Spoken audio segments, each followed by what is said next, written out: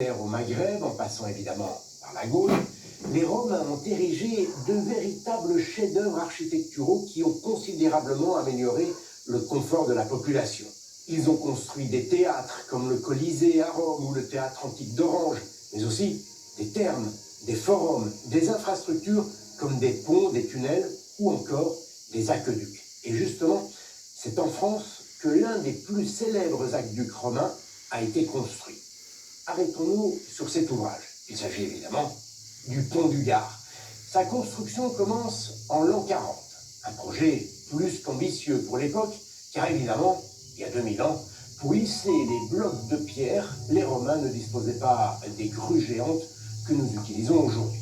Rendez-vous compte de la taille de l'ouvrage, plus de 50 mètres de hauteur, 275 mètres de longueur. À l'époque, les Romains réfléchissent à une solution pour alimenter la ville de Nîmes en eau. Les sources ne sont pas légion, si j'ose dire. Ils en ont identifié une, mais elle est située à une cinquantaine de kilomètres. Le problème, c'est que la région est très vallonnée. Une fois au fond de la vallée, l'eau ne peut plus remonter pour franchir le relief. Comment faire en sorte que l'eau arrive jusqu'à nous? Les ingénieurs ont alors l'idée de creuser un canal en pente très douce et de détourner l'eau du Gardon, une petite rivière. Pour enjamber la vallée du Gard, ils construisent dans le prolongement du canal un aqueduc.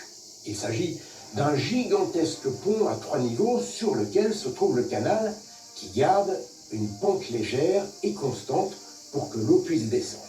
Figurez-vous que la construction du pont du Gard n'a pris que 5 ans.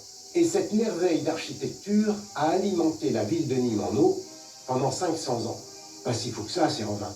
Leurs réalisations ont permis de moderniser les villes et de bouleverser les modes de vie. Tiens d'ailleurs, à quoi ressemblait la vie d'un Romain? C'est Camille, journaliste à Sciences et Avenir La Recherche, qui s'est plongée dans leur quotidien. Ave Jamy.